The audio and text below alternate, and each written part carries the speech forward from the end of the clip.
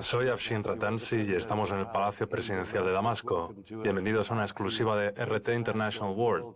Estoy con el presidente de Siria, Bashar al-Assad. Señor presidente, gracias por concedernos esta entrevista. Para empezar, quería hacer la siguiente pregunta. ¿Por qué concede una entrevista ahora, después de no haberlo hecho en un año y medio? Sean muy bienvenidos a Siria.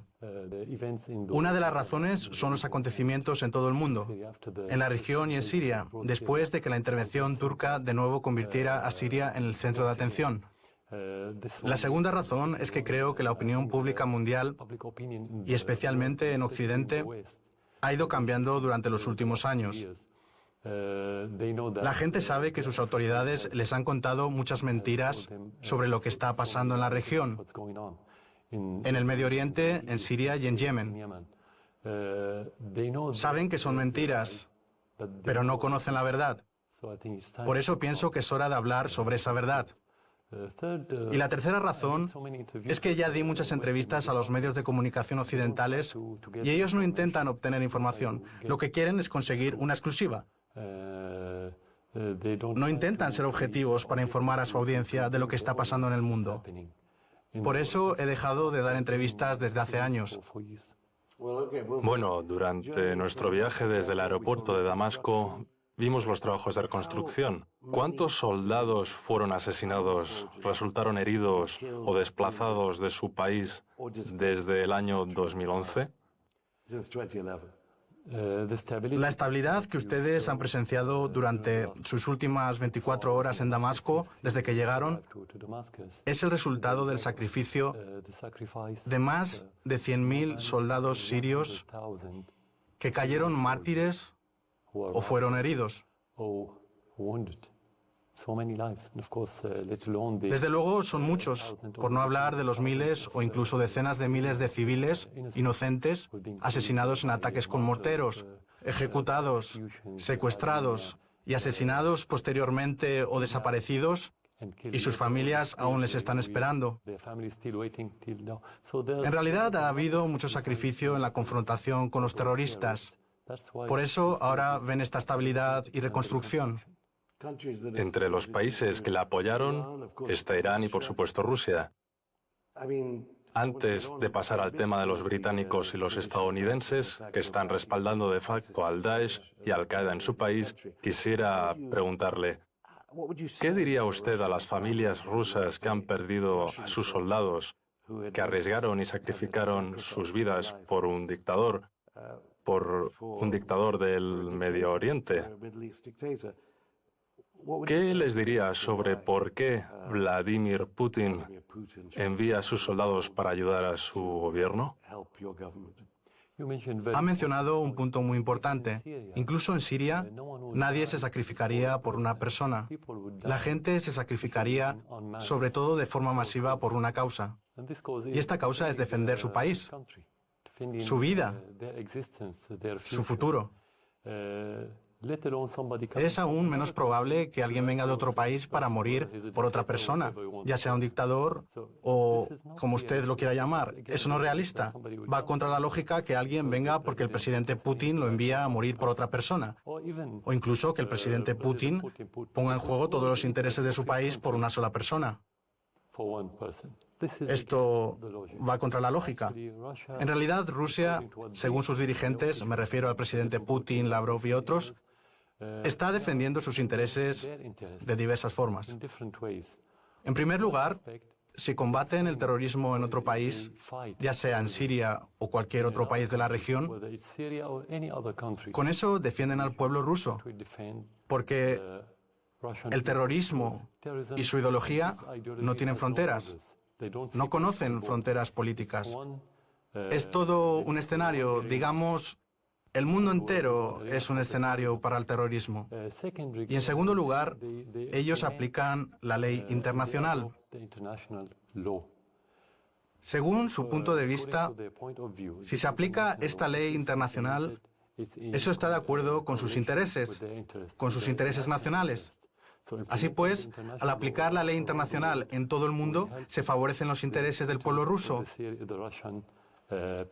Por eso, lo que han estado haciendo Lo hacen conforme con sus intereses nacionales, la estabilidad global y los intereses y la estabilidad de Siria.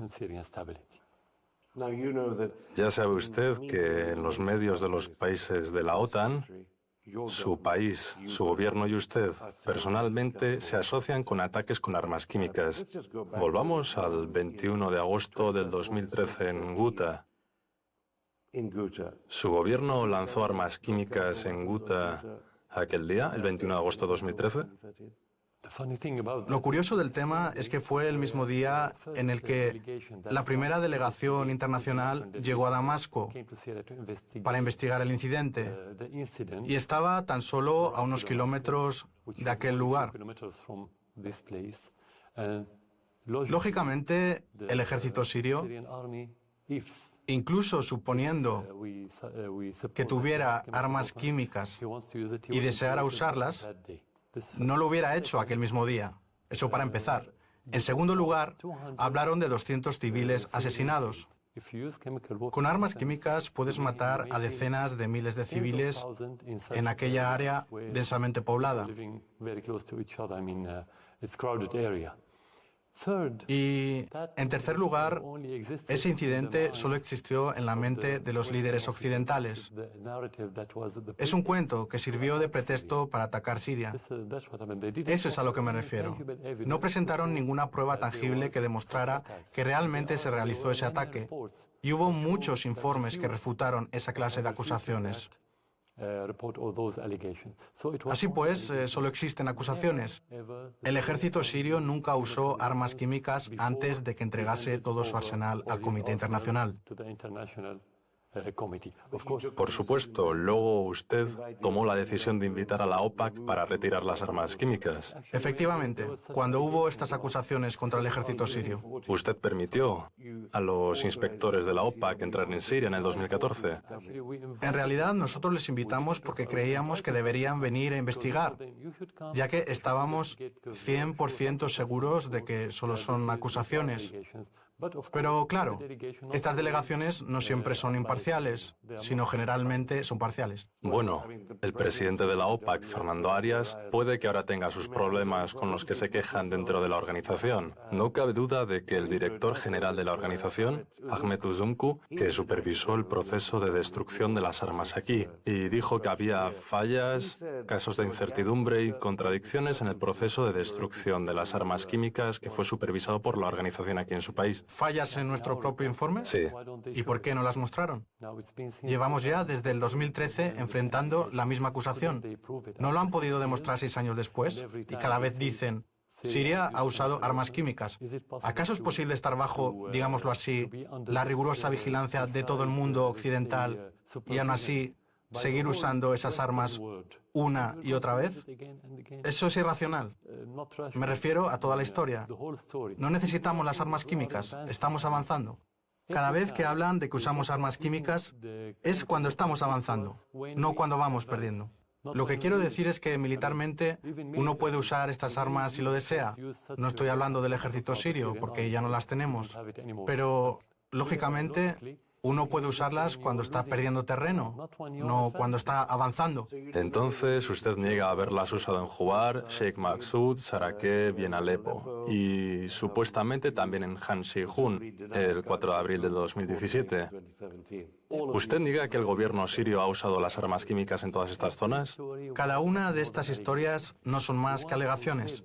El que dice que se usaron armas químicas tiene que argumentar su versión. Tiene que presentar pruebas de que fueron usadas.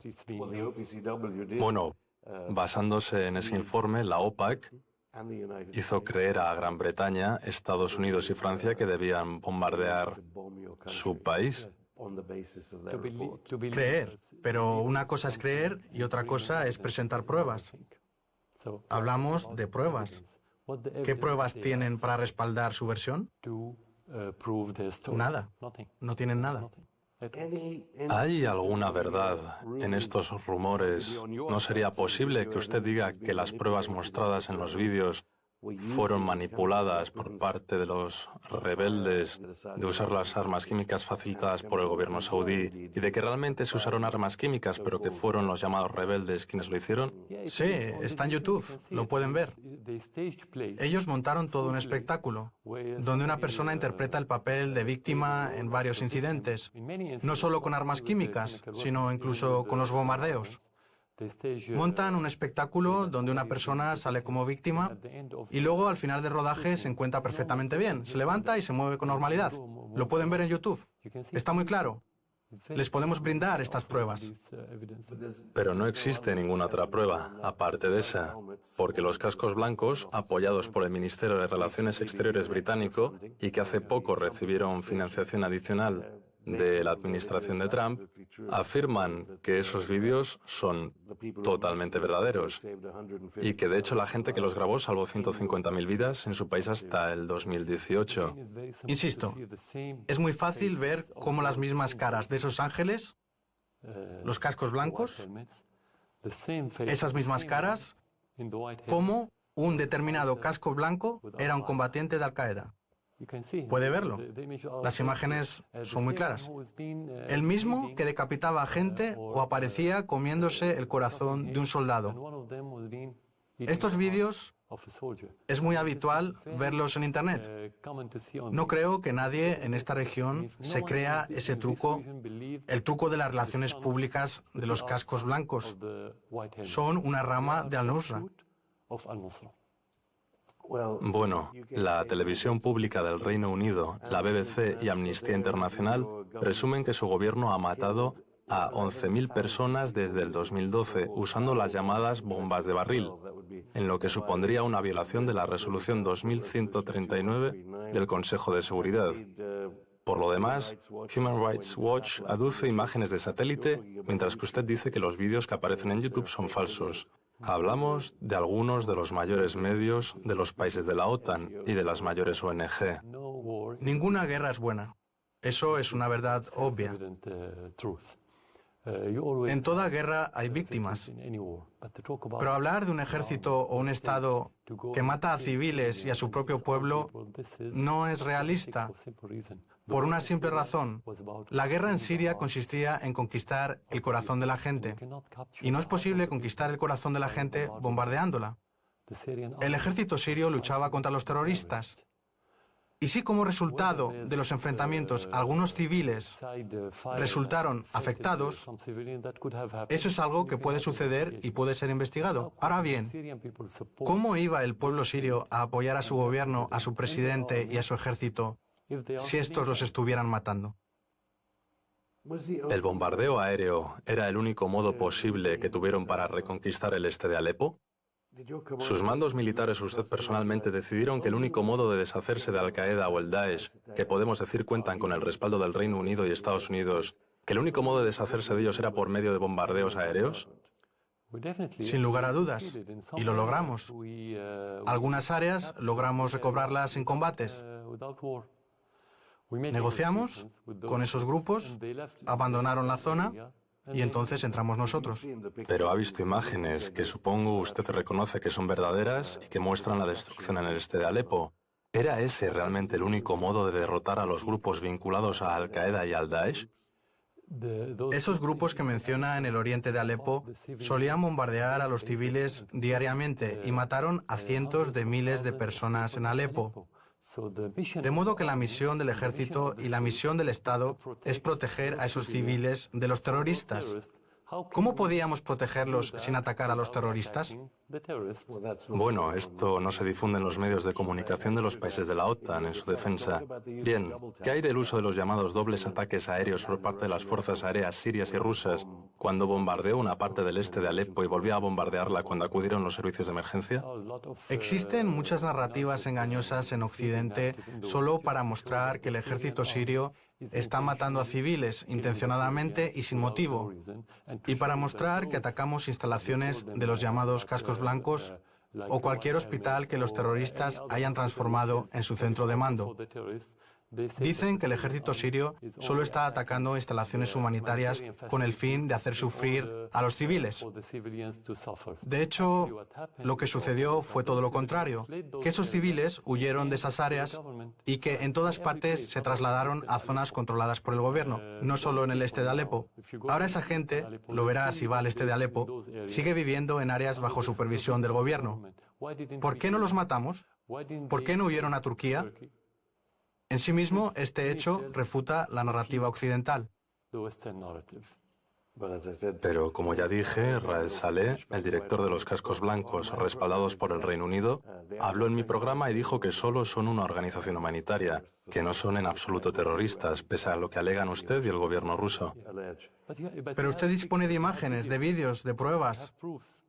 Por consiguiente, lo que decimos no son meros alegatos. ¿Cómo lo sabemos? Por sus propias imágenes. Podemos brindarle todas estas pruebas. Disponemos de pruebas.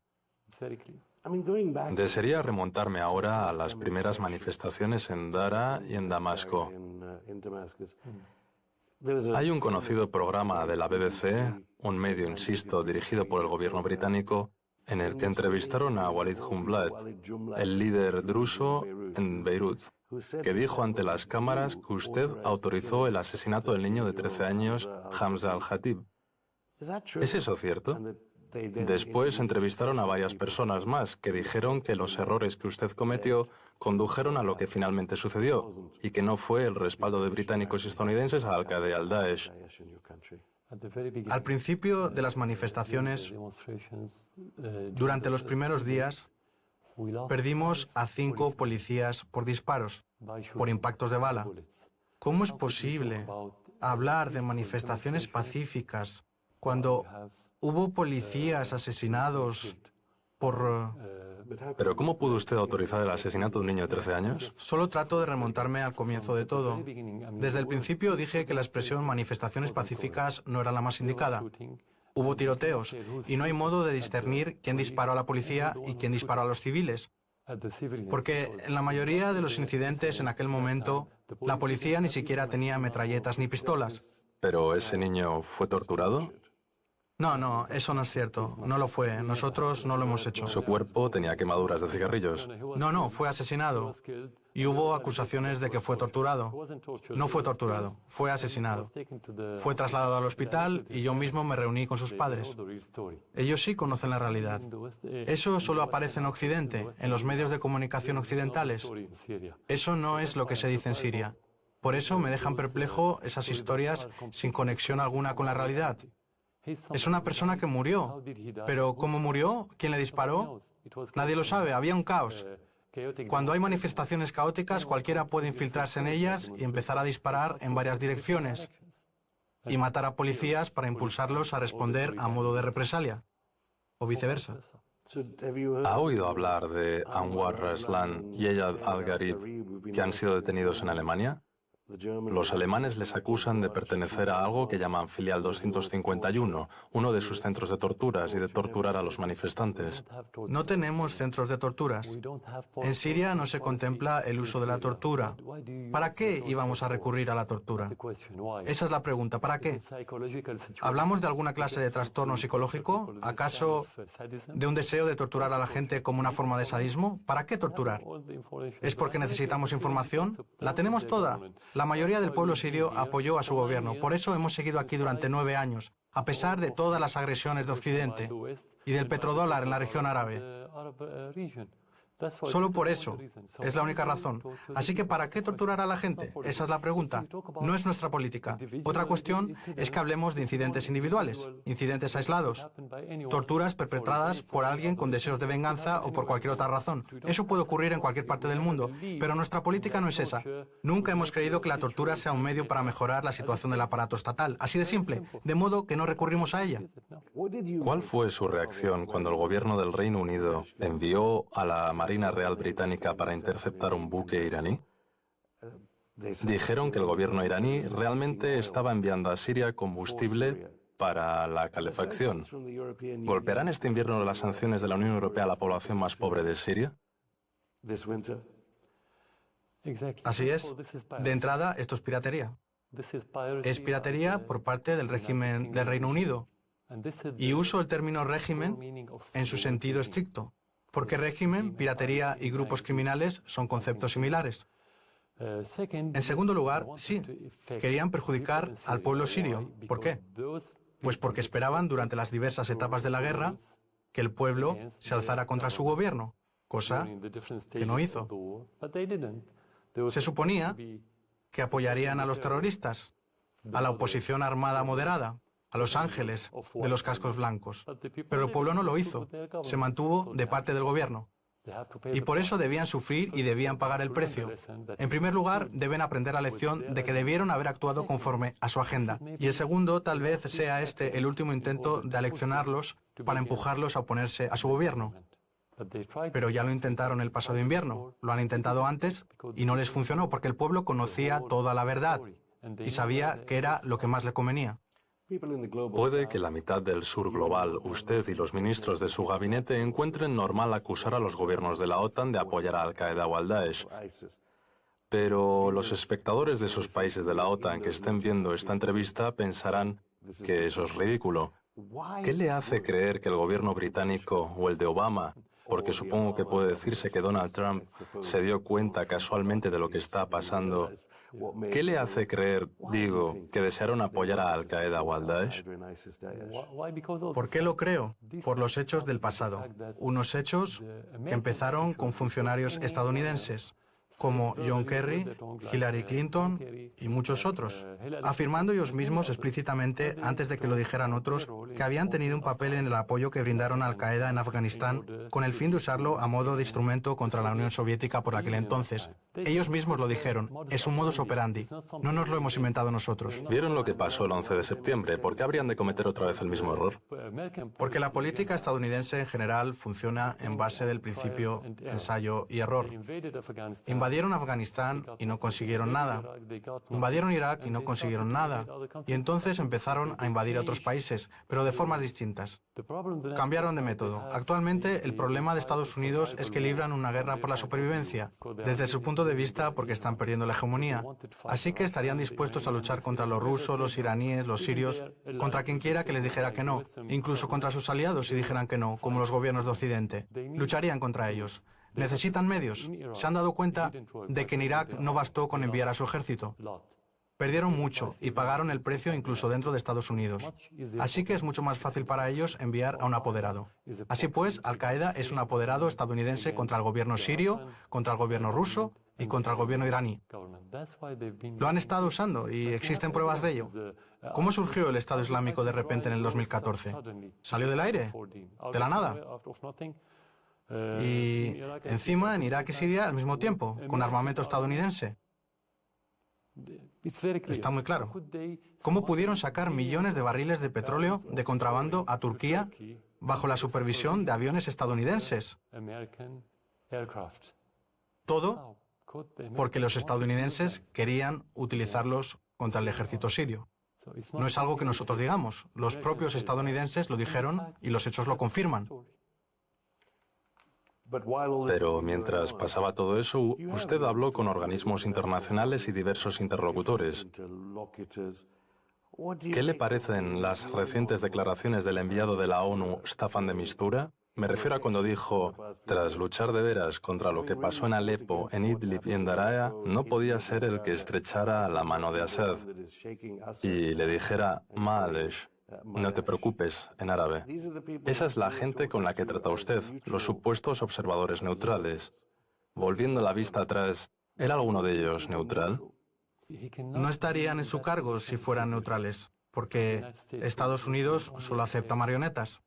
Se comportan así. ¿Pero estrechó su mano? Me pidió reunirme con él más tarde y le dije que no. Al fin y al cabo, sí quería estrechar mi mano. No era imparcial, por eso fracasó. Fracasó porque estaba implementando la agenda estadounidense. Quizás de una forma un poco más sutil, pero no funcionó porque no era imparcial. Por eso. ¿Y de qué tratan las conversaciones de Ginebra? Ha habido algunos informes que afirman que la delegación siria está respaldada por su gobierno, pero que no representa al gobierno sirio.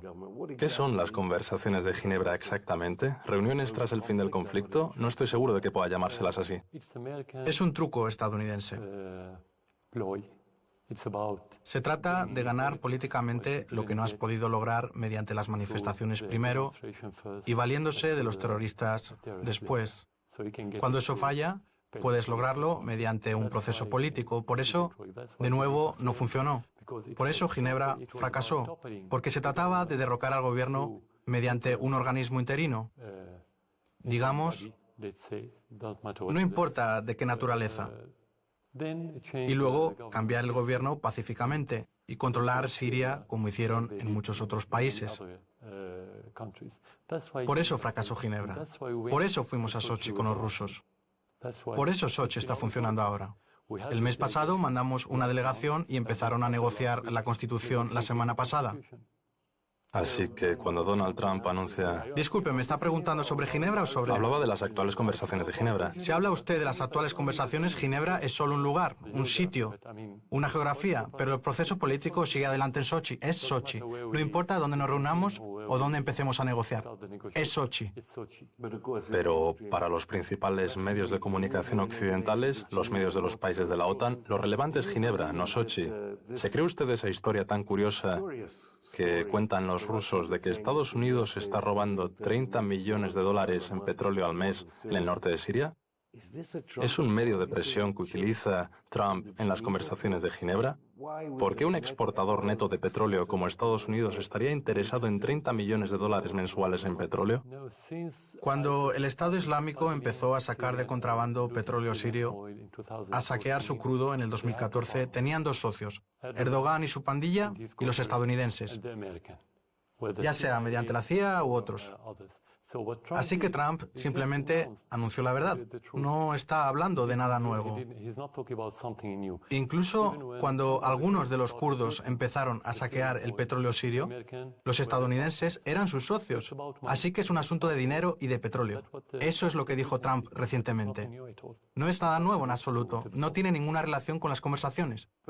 Pero uno podría preguntarse por qué no está más enfadado, porque es obvio que sería una violación del Cuarto Convenio de Ginebra sobre el saqueo de los recursos de los países. Por supuesto que estamos enfadados. Todos los sirios están enfadados.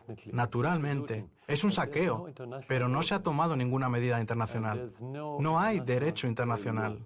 Pero esto no es nuevo, para ser franco. No solo ha pasado durante la guerra. Los estadounidenses siempre están intentando saquear otros países de maneras distintas, no solo en lo que atañe al petróleo, el dinero o los recursos financieros. Saquean sus derechos políticos. Cualquier derecho. Es su papel histórico, al menos desde la Segunda Guerra Mundial. Así que no es algo nuevo. No es ajeno ni está desligado de sus políticas anteriores. Pero de tiempo en tiempo adquiere una forma diferente. Y esta forma, el saqueo de petróleo, es la forma más desvergonzada de la política estadounidense. Saquear los derechos de otros pueblos. ¿Tuvo un gran papel en la guerra el transporte de combustibles fósiles desde Oriente Medio a Europa con el fin de cortar el acceso del gasoducto ruso a la Unión Europea? Es bastante realista. Hay quien dice que le pidieron al presidente que abriera un gasoducto en Siria, de norte a sur, y dijo que no por los rusos. Pero de hecho, eso no ocurrió. No es verdad. Pero sí había un proyecto de gasoducto que atravesaría de este a oeste Irán, Irak y Siria hasta el Mediterráneo. Puede que esta fuera una de las razones. Sí, es bastante realista que la guerra tuviera el petróleo como detonante, pero este no es el único factor. No olvidemos que hay una guerra entre Estados Unidos y el resto del mundo. Ahora hablamos de movimientos tectónicos y terremotos, porque el orden mundial, tras la Segunda Guerra Mundial, ha expirado, especialmente tras el colapso de la Unión Soviética. Ya no existe un mundo unipolar. Han surgido potencias como Rusia, China, India y otros países. Estados Unidos no admite socios en el liderazgo del mundo, ni siquiera Reino Unido, Francia u otros grandes países a los que No llamaría grandes potencias porque eso tiene otro significado. Ya no son grandes potencias. No admiten socios. Por eso están luchando ahora. La guerra en Siria es un microcosmos de la Tercera Guerra Mundial, digamos, pero sin entrar en confrontación directa, sino a través de agentes. Existen distintos factores. El combustible es uno de ellos, pero no es el único.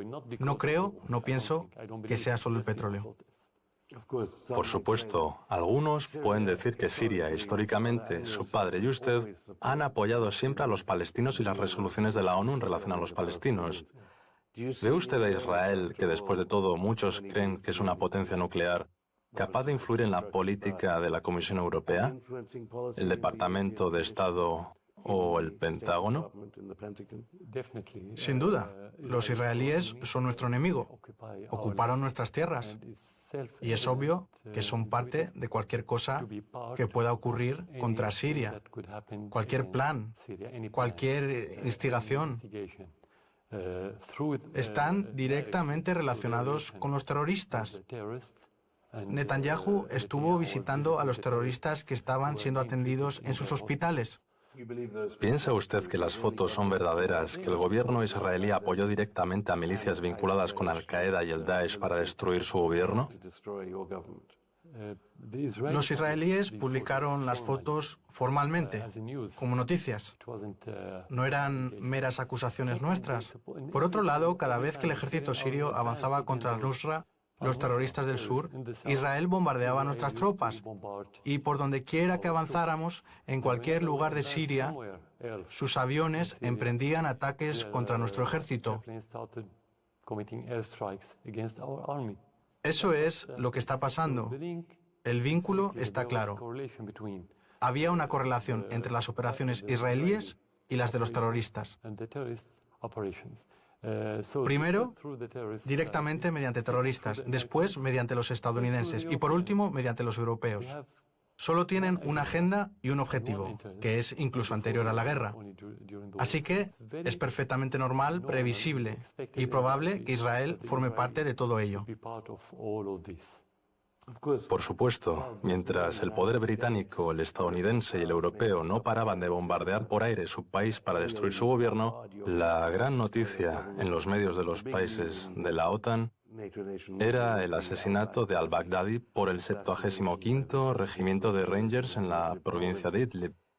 A juzgar por lo que acaba de decir, ¿es usted de la opinión de que al-Baghdadi fue entrenado por Estados Unidos bajo torturas en la prisión iraquí de Abu Ghraib?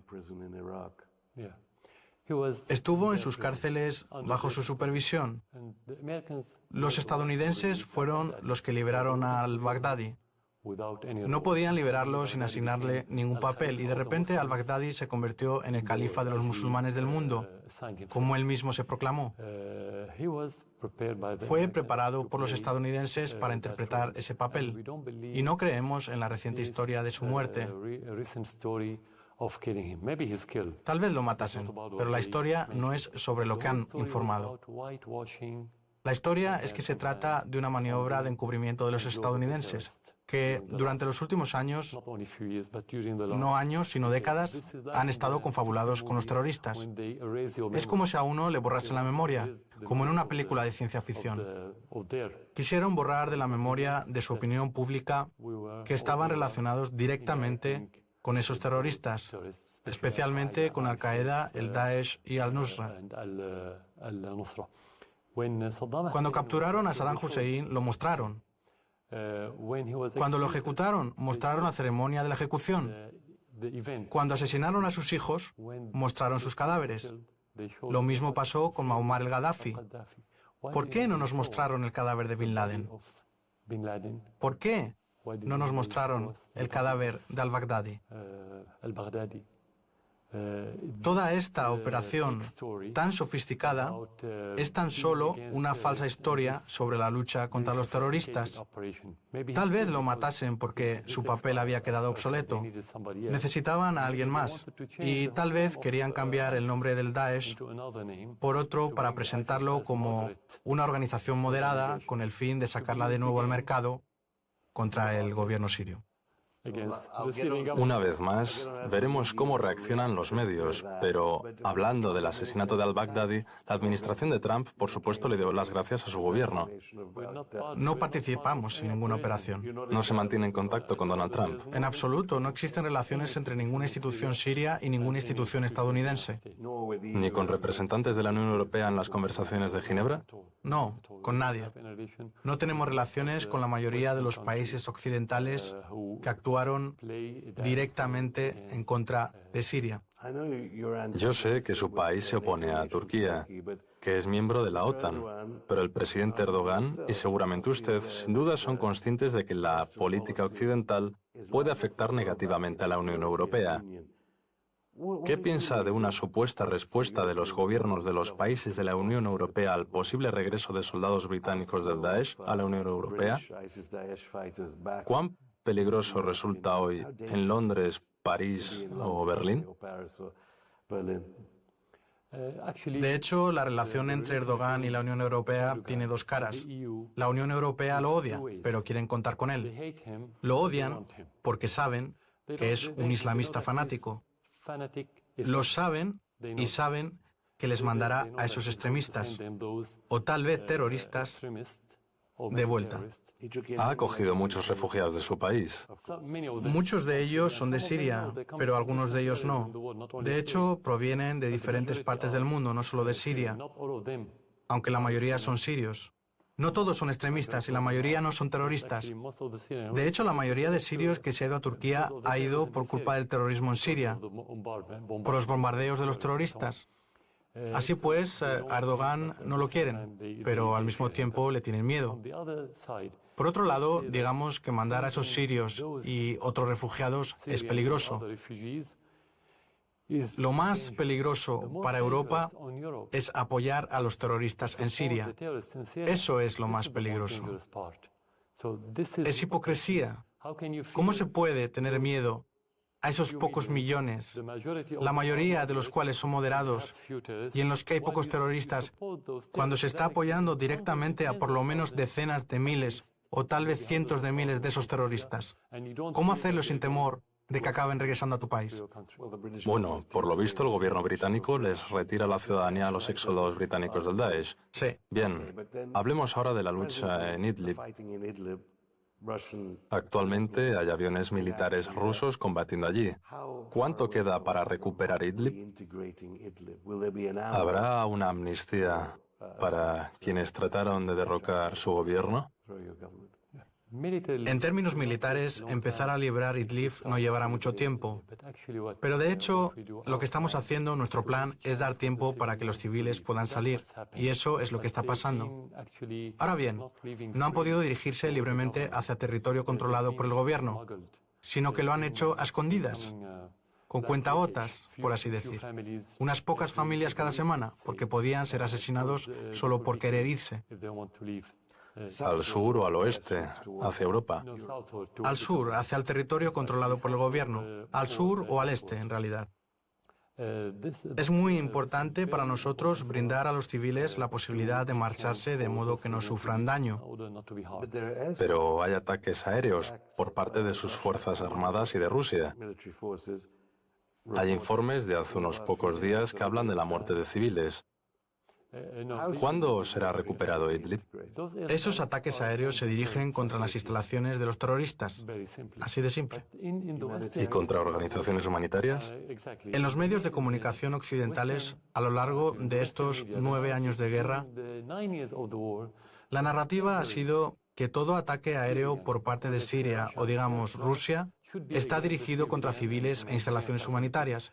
Desafortunadamente, según ellos, nuestras balas, misiles y bombas solo pueden matar a civiles, nunca a los armados. Eso nunca. Así que no. Una vez más, eso forma parte de la narrativa occidental. Y creo que hablar de ella es una pérdida de tiempo. Repito, eso va en contra de nuestros intereses. Lo que nos interesa a nosotros es matar a los terroristas para proteger a los civiles, no permitir que esos civiles sigan bajo control de los terroristas y que estos maten a gente inocente. Bien, pero ¿cuál es la naturaleza de su acuerdo con las fuerzas democráticas sirias? En su país actúan muchas organizaciones diferentes, como la Defensa Civil Siria, también conocida como Cascos Blancos, los buenos según como los presentan los medios de los países de la OTAN. ¿Se trata de un reparto de poder? ¿Qué papel tienen las fuerzas democráticas sirias? Nuestro acuerdo con las FDS no. Se trata de recuperar el control total de nuestro territorio, donde quiera que el ejército sirio lleve los servicios del gobierno. Nuestro ejército tiene plena soberanía sobre estos territorios. El acuerdo del que habla tiene que ver con la retirada de las FDS a 30 kilómetros al sur, con el fin de eliminar el pretexto utilizado por los turcos para invadir Siria.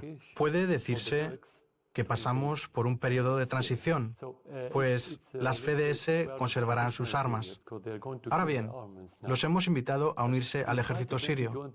Algunos de ellos dijeron que no y a lo largo de los últimos días algunos dijeron que sí, que están listos para unirse a nuestro ejército. Así que todavía no sabemos lo que va a pasar. De todas formas, los invitamos a unirse a las filas del ejército sirio para poder volver a la situación de normalidad que había antes de la guerra, cuando por encima de todo estaban la ley y el Estado, y nada más. En cuanto a las fuerzas kurdas, ¿están agotadas después de tantos años? Según usted, aceptaron dinero de Estados Unidos y de la CIA, y sin embargo, ahora usted les está dando la bienvenida. En primer lugar, las FDS no las integran únicamente kurdos. Es una mezcla de kurdos y árabes, entre otros pueblos. En segundo lugar, los kurdos de las FDS también representan una parte del pueblo kurdo. Y la mayoría de los kurdos tenían buenas relaciones con el gobierno. De hecho, la mayor parte de ellos sigue apoyando al gobierno. Pero una parte de los kurdos, el llamado Partido de Unión Democrática, tuvo el abierto respaldo de los norteamericanos. Les ofrecían armamento y dinero y juntos se dedicaban al contrabando de petróleo. Ellos sí que son, en su mayoría, agentes de Estados Unidos.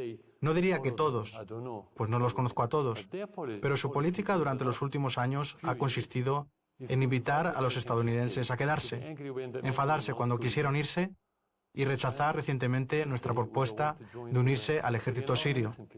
¿No le parece que el señor Erdogan me diría exactamente lo mismo sobre las FDS? Sobre las FDS, en realidad la agenda de Erdogan consta de dos partes.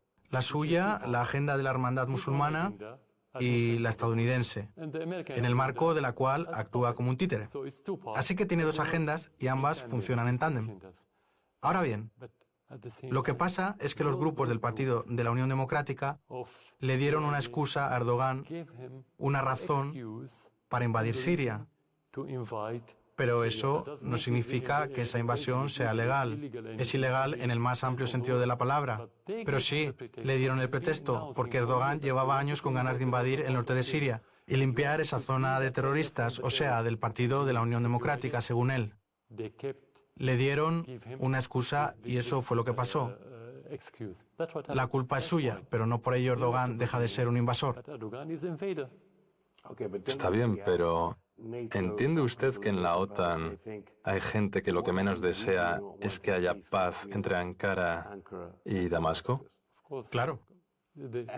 ¿Usted también es partidario del sistema de divide y vencerás, inventado en las capitales occidentales? ¿No contempla la posibilidad de reunirse con el señor Erdogan? No, no la contemplamos. No sería apropiado un encuentro con alguien que está ocupando tu tierra. Tuvimos algunas reuniones. ¿Usted negocia con los enemigos, no solo con los amigos? Sí, negociamos con los enemigos también, pero no con Erdogan directamente.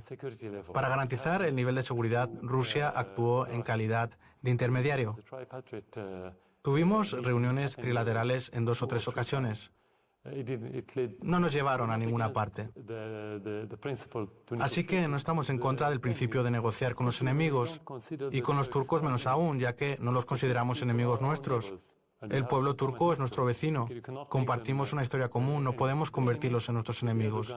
El enemigo es Erdogan, su política y su camarilla.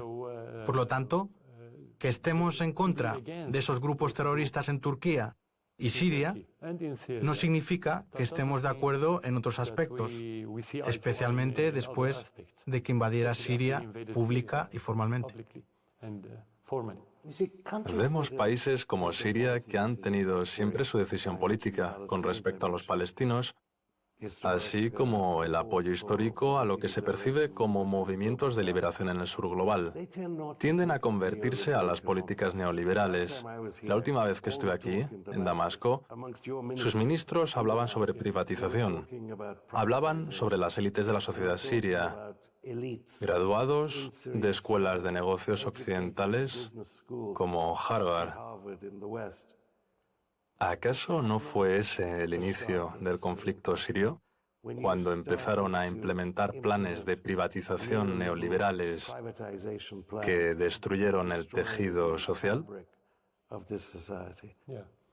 En realidad, hubo un debate sobre la privatización y como gobierno y como Estado en general, la rechazamos.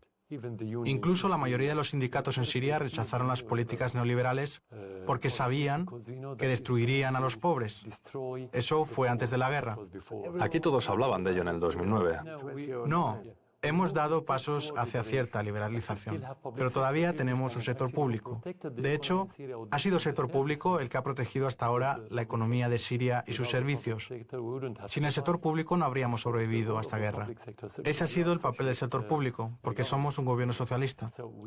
De nombre. No, el hecho es que conservamos el sector público y seguimos apoyando a los pobres. Todavía tenemos subsidios de pan, de combustible, de escuelas, de todo. La educación es gratuita en Siria. Por lo tanto, no hemos cambiado esa política. Y aunque sí hemos abierto más las puertas al sector privado, a eso no puede llamársele en rigor liberalización. ¿Es coincidencia que el conflicto estallara en aquel momento justo después de su apertura a los mercados? No, no lo es. ¿Podría decirse que fue por el incremento de la corrupción? No, hay una explicación del origen del conflicto, pero no tiene nada que ver con eso, en absoluto. Decían que fue debido a que, tras 4 años de sequía, la gente se empobreció. Nada de eso. ¿Por el cambio climático, pues? No, esa tampoco es la razón, no es así. Esas son explicaciones puramente teóricas. En realidad, el problema empezó cuando llegó a Siria el dinero de Qatar. Hablamos con muchos de los trabajadores y al preguntarles, ¿por qué no están en sus puestos de trabajo? Respondieron que porque les ofrecían ganar en 1 hora lo que antes ganaban en 1 semana. Así de simple. Al principio les pagaban $50, luego $100 por semana, suficiente para poder subsistir sin trabajar. De modo que, más fácil que trabajar, era unirse a las manifestaciones. Después de eso, fue mucho más fácil para ellos llevarlos a tomar las armas y ponerlos a disparar. Y antes de eso, tuvimos importantes... Estoy seguro de que el gobierno de Qatar lo negaría. Por supuesto, sin duda. Lo que quiero decir es que se explicó en su momento, de forma un tanto extraña para quien esté familiarizado con el mundo árabe, como una continuación de la primavera árabe desencadenada tras la autoinmolación de Bouazizi en Túnez. ¿Hay alguna relación entre este conflicto y la primavera árabe? Claro que sí existe una relación. En esta región interactuamos porque compartimos la misma cultura, el mismo trasfondo y de alguna forma las mismas circunstancias, aunque no sean completamente iguales. Algunas de las manifestaciones al principio fueron pacíficas. A decir verdad, no en todas las manifestaciones se infiltraron combatientes. No fue así en todas, pero sí en algunas áreas. Algunas personas querían ir porque deseaban mejorar su situación. Hay quienes tienen sus propias ideas para mejorar el sistema político. Pedían más libertad y expresaban diferentes consignas en las manifestaciones. Aquello surgió principalmente por la influencia de lo que ocurrió en otros países, la nueva tendencia. Pero no fue por ello que se extendió. La misma gente que he mencionado dejó de participar en las manifestaciones cuando los extremistas empezaron a infiltrarse y disparar, especialmente la Hermandad Musulmana, que empezó a liderar las manifestaciones al grito de «Dios es el más grande». usando consignas religiosas para darle ese matiz religioso y a veces sectario a las manifestaciones. ¿Algo parecido podría estar ocurriendo en Líbano? Líbano es un país sectario, todos lo sabemos. Tienen una constitución sectaria. En Siria no tenemos una constitución sectaria, así que no funcionó. Me refería a lo de las influencias externas. Por supuesto, nadie iba a dejar que una manifestación espontánea fuera realmente espontánea. Pero, ¿hasta dónde se puede llegar? Eso depende de la conciencia de la gente. Le voy a hacer una pregunta sobre la reconstrucción. Algunos dicen que ustedes dependerán demasiado de China y de Irán. El presupuesto estimado era de 230.000 millones de dólares. No sé cómo se realizan estos cálculos. ¿Están planeando una reconstrucción masiva? ¿Qué es lo que van a hacer ahora? No tan pronto, porque, como sabe, hay un embargo contra Siria y Estados Unidos se ha esforzado mucho durante los 2 últimos años por impedir que vengan no solo las empresas, sino también cualquier particular que quiera invertir en Siria. Dijeron que enseguida nos impondrían un embargo. Muchos inversores tienen miedo de venir aquí por el embargo, pero no es el mayor problema. En cuanto a los recursos humanos, tenemos suficientes recursos humanos para reconstruir nuestro país. No necesitamos otros recursos humanos. Lo podemos reconstruir gradualmente, por lo cual el embargo no me preocupa, aunque definitivamente países amigos como China, Rusia e Irán tendrán prioridad en esta reconstrucción. Los países de la Unión Europea, ¿no? Ningún país que supusiera a Siria tendrá la oportunidad de participar en esta reconstrucción. Tampoco habrá acuerdos comerciales con el Reino Unido. Definitivamente no. ¿Cree usted, y es algo que ya se ha planteado, que el regreso de los terroristas, como usted los llama, y la inmigración masiva a Europa que se produjo después de la guerra de Libia y después de la guerra en Siria tuvieron influencia en el Brexit? Por supuesto. La extrema derecha se ha visto influenciada por ello y lo han usado en su beneficio. Por supuesto. Hablo de la extrema derecha. Lo más importante no es el aspecto político, sino el cambio en la sociedad y hasta qué punto está preparada Europa para integrar a esos inmigrantes en su sociedad.